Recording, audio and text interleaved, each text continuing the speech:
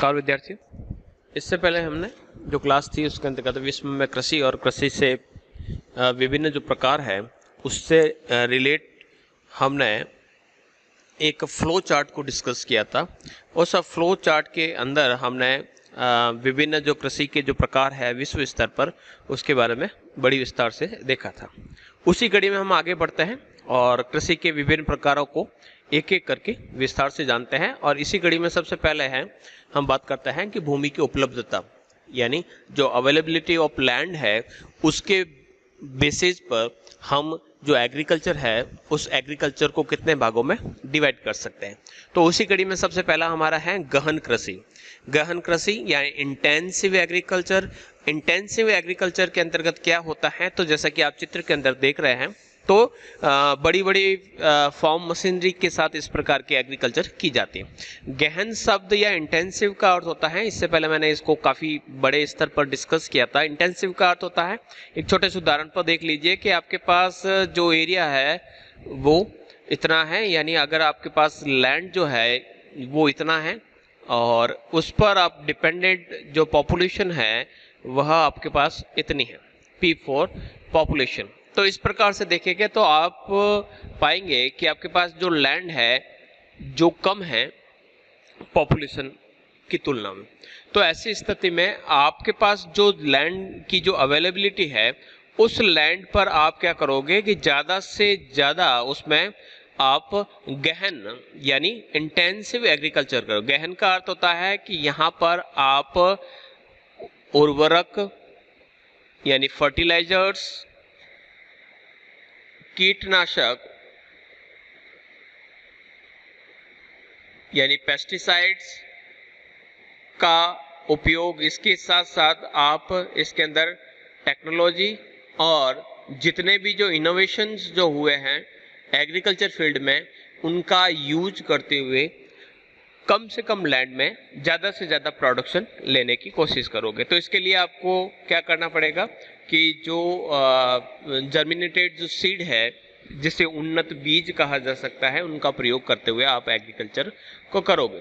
तो इस प्रकार की जो कृषि है वो कहाँ पर की जाती है, तो अगर बात करें तो ऐसी जगह जहाँ पर जनसंख्या का दबाव अधिक हो, यानी पॉपुलेशन प्रेशर जहां पर अधिक हो। पॉपुलेशन प्रेशर अधिक होने का अर्थ ये है कि आपके पास आपका जो नेशन है, आपकी जो कंट्री है या आपका जो स्टेट है वहां की जो पॉपुलेशन है वह वहां पर जो कल्टीवेशन के लिए जो लैंड है उसकी तुलना में काफ़ी अधिक है।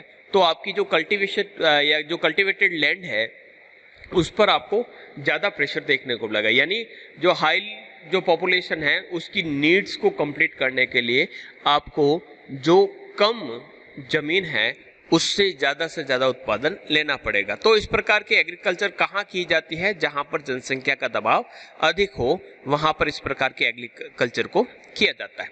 इसके अलावा कम भूमि पर अधिक उत्पादन, यानी आपके पास बहुत ज़्यादा पॉपुलेशन है और उसकी तुलना पे आपके पास जमीन कम है, तो आप क्या करोगे कि उस कम भूमि पर ज़्यादा से ज़्यादा उत्पादन लेने की कोशिश करेंगे।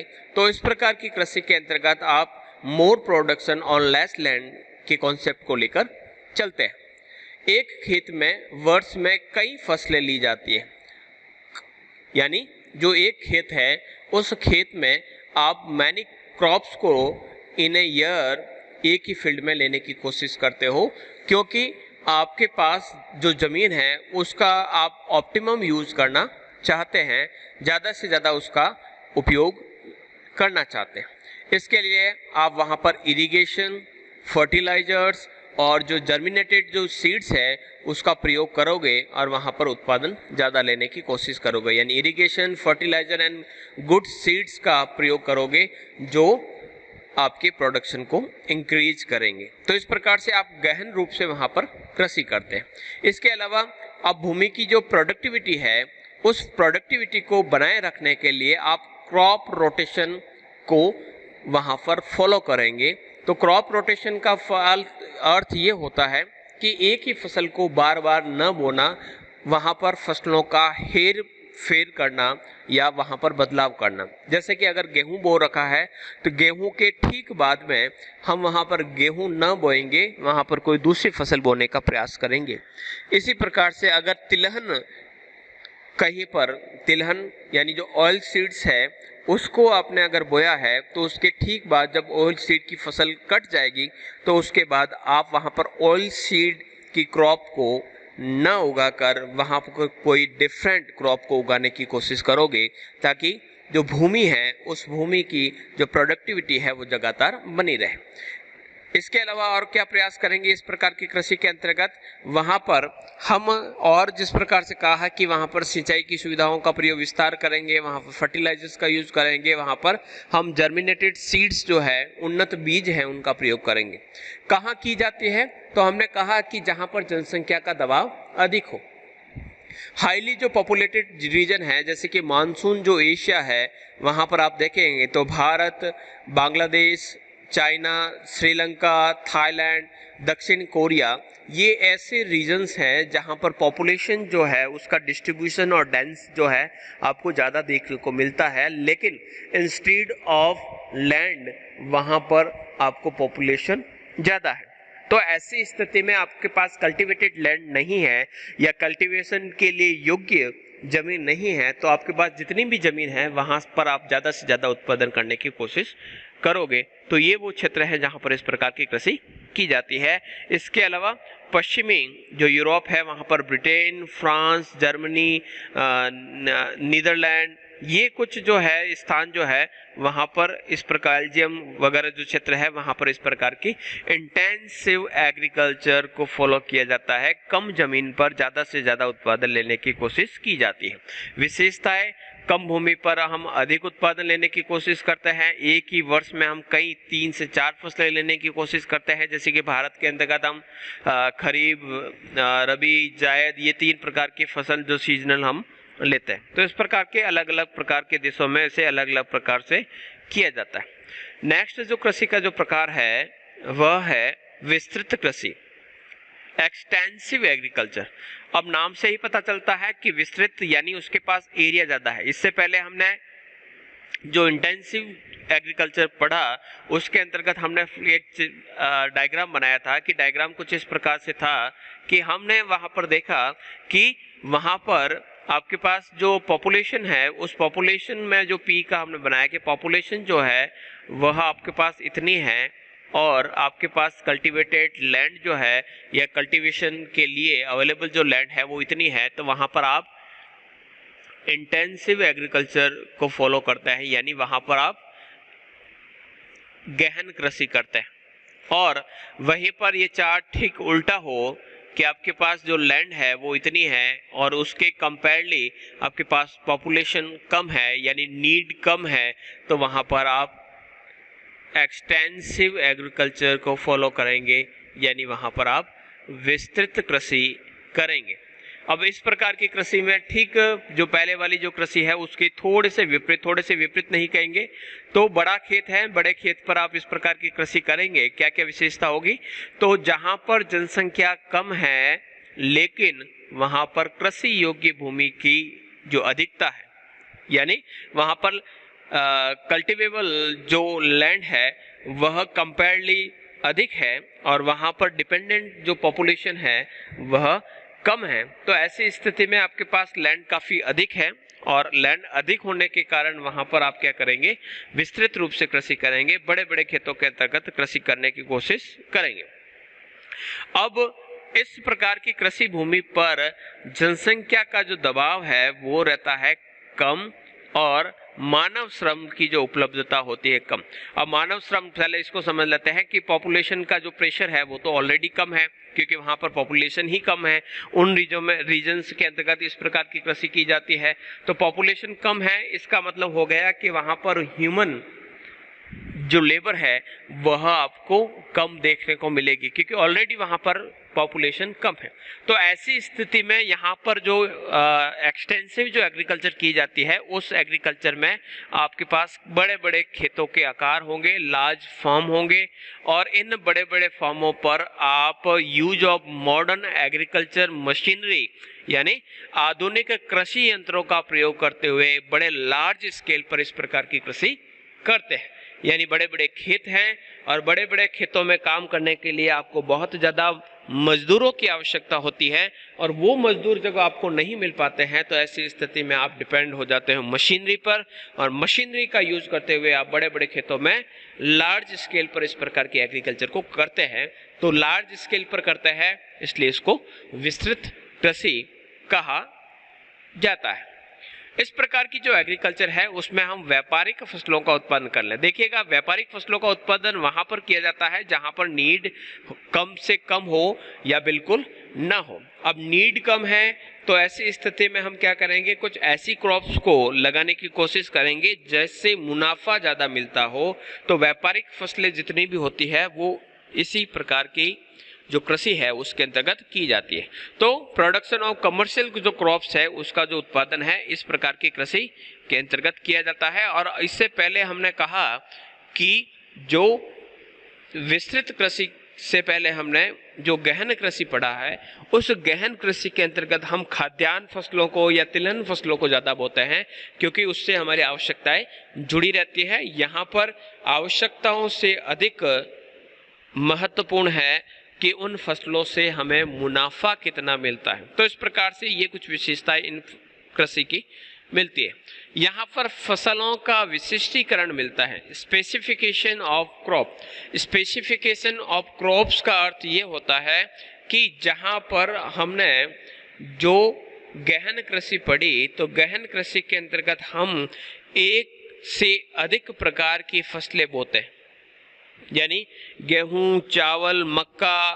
तो ये अलग अलग जो रबी के अनुसार या जो मौसम है उसके अकॉर्डिंग जितनी अलग अलग प्रकार की फसलें बोई जा सकती है उतनी अलग अलग प्रकार के फसलों को हम बोने का कार्य करते हैं। लेकिन इस प्रकार की जो विस्तृत कृषि होती है उसमें केवल एक या दो फसलों का विशिष्टीकरण होता है, यानी चावल या गेहूं या मक्का। तो इस प्रकार के पूरे खेत में आपको एक ही प्रकार की फसल देखने को मिलेगी। तो इस प्रकार से फसलों का विशिष्टीकरण इन कृषि के अंतर्गत देखने को मिलता है।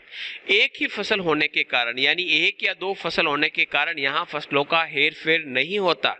Being a single crop, the crop is not manipulated, यानी वहां पर हेर फेर नहीं करते हैं, मैनिपुलेट नहीं करते हैं। कहने का अर्थ होता है कि वहां पर एक फसल को काटने के बाद पुनः उसी ही फसल को बोया जाता है, वहां पर दूसरी फसल को नहीं बोया जाता है, जो कि इस विस्तृत कृषि की एक विशेषता के रूप में देखा जा सकता है।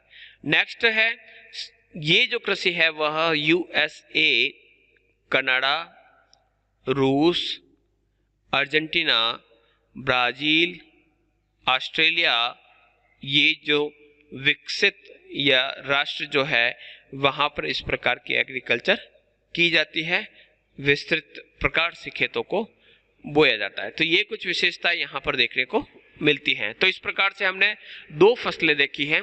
दो फसलों के अंतर्गत या जो कृषि के जो प्रकार है उस प्रकार के अंतर्गत हमने एक तो पढ़ा है इंटेंसिव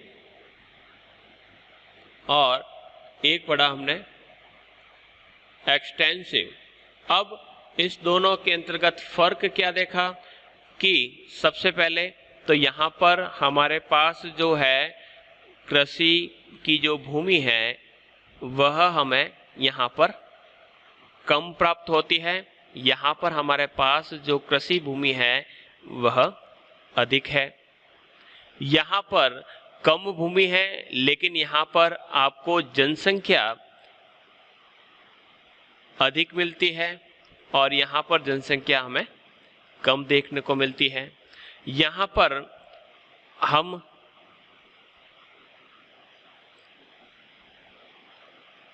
मानवीय श्रम का प्रयोग करते हैं, मशीनरी का भी प्रयोग करते हैं, लेकिन यहाँ पर डिपेंडेंसी जो है वह मशीनों पर काफ़ी अधिक है। यहाँ पर हम फसलों की उत्पादक क्षमता बनाए रखने के लिए उसको मैनिपुलेट करते हैं। यहाँ पर ये चीज नहीं देखने को मिलती। यहाँ पर हम फूड ग्रेन्स को उपजाने का प्रयास करते हैं और यहाँ पर जो कमर्शियल जो क्रॉप्स है, व्यापारिक फसलें हैं, उनको उत्पादन या उनके उत्पादन पर बल देते। तो इस प्रकार से मेनली ये कुछ विशेषताएं दोनों ही प्रकार से, यानी जो गहन कृषि है और जो विस्तृत कृषि है, उनके अंतर्गत हमें इस प्रकार की विशेषताएं देखने को मिलती है। गहन तथा विस्तृत कृषि का अध्ययन करने के पश्चात हम कृषि के कुछ और विशेष प्रकारों के बारे में डिस्कस करते हैं और उसी कड़ी में सबसे पहले हम बात करते हैं उत्पादन के उद्देश्य एवं विधि के अनुसार, यानी हमारा उद्देश्य क्या है। देखिएगा यहाँ पर विस्तृत कृषि और इसको गहन कृषि को हमने जो डिवाइडेशन किया था वह था भूमि की उपलब्धता। भूमि अगर कम है तो हम क्या करते हैं, गहन कृषि करते हैं। भूमि आपके पास अधिक है तो हम वहाँ पर एक्सटेंसिव एग्रीकल्चर या वहाँ पर विस्तृत कृषि करते हैं। तो भूमि की उपलब्धता के आधार पर हमने इसे दो भागों में डिवाइड किया। इसी प्रकार से हम बात करते हैं उत्पादन के उद्देश्य एवं विधि के अनुसार कि जो फसल उगाई जा रही है उस फसल को उगाने के पीछे आपका क्या उद्देश्य है तथा आप उसे उगाने में कौन सी विधियां, परंपरागत या नवीन विधियों का सहारा लेते हैं। तो उसके आधार पर सबसे पहली जो कृषि का जो प्रकार है वह है निर्वाह मूलक कृषि, सब्सिस्टेंस एग्रीकल्चर। निर्वाह का अर्थ क्या होता है समझ लेते हैं। निर्वाह का अर्थ होता है अपने और अपने परिवार की जो जीविका है या उसका जो पेट भरने का जो कार्य है वह कहलाता है निर्वाह करना। जितना मिल जाए हम इसे इस प्रकार से कह सकते हैं कि यह व्यक्ति को सरवाइव करने के लिए, जीवित रहने के लिए, इस प्रकार निर्वाह करने के लिए यह कृषि का प्रकार किया जाता है। अब इस निर्वाह मूलक कृषि की क्या विशेषता है, तो हमने कहा कि इसको करने के पीछे उद्देश्य क्या रहता है कृषक का, कि मेरे और मेरे परिवार की जो खाद्यान्न संबंधी या तिलहन संबंधी हो, चाहे रेशे संबंधी हो, रोटी कपड़ा और मकान जैसी जो न्यूनतम एसेंशियल जो नीड है उनको पूरा करने के लिए इस प्रकार की कृषि को किया जाता है। अब कहाँ किया जाता है, वे क्षेत्र जहाँ पर जनसंख्या अधिक हो। इससे पहले हमने कहा कि जनसंख्या अधिक हो तो वहाँ पर तो की जाती है गहन कृषि। तो गहन कृषि जो है वह इससे अलग है। तो वे क्षेत्र जहाँ पर जनसंख्या अधिक है किंतु वहाँ पर कृषि योग्य भूमि कम हो, यही बात हमने गहन कृषि के अंतर्गत भी पढ़ी है कि उन भागों में जहाँ पर पॉपुलेशन अधिक हो और वहाँ पर कृषि योग्य भूमि कम हो तो वहाँ पर हम गहन कृषि करते हैं। तो फिर गहन कृषि करते हैं तो इस प्रकार से ये फर्क किस प्रकार से आया, तो गहन कृषि जो है उसके अंतर्गत हमने कहा कि गहन कृषि के अंतर्गत हम उस जमीन में से जितना अधिक उत्पादन ले सकते हैं उतना हम प्रयास करते हैं और उसी प्रयासों के माध्यम से हम न केवल घरेलू आवश्यकताएं बल्कि अतिशेष भी उत्पादित करते हैं। हम हमारे लिए नहीं, हमारे आसपास के लोगों के लिए भी उत्पादन करते हैं, तो वहां पर हम गहन कृषि करते हैं। लेकिन इस प्रकार की जो कृषि है, इस प्रकार की कृषि का उद्देश्य क्या है, जीवन की आवश्यकताओं को पूरा करना। तो ऐसी स्थिति में वे क्षेत्र जहां पर प्रति व्यक्ति कम कृषि भूमि यानी पर person availability of agriculture land की बात करें तो जहां पर कम होती है, ये स्थिति कब होगी? जब आपके पास जो लैंड है वो इतनी है और पॉपुलेशन जो है इतनी है। तो ऐसी स्थिति में आपके पास बहुत कम प्रति व्यक्ति कृषि योग्य भूमि की उपलब्धता रहती है। ऐसी स्थिति में वहां पर आप निर्वाह मूलक कृषि करने का कार्य करते हैं ताकि जैसे तैसे करके पेट या परिवार का भरण पोषण हो सके। तो इस प्रकार की कृषि में देखिएगा परंपरागत रूप से कृषि कार्य किए जाते हैं। गहन कृषि के अंतर्गत हमने कहा था कि वहां पर मशीनों का प्रयोग किया जाता है, लेकिन यहाँ पर ट्रेडिशनली हम एग्रीकल्चर वर्क करते हैं।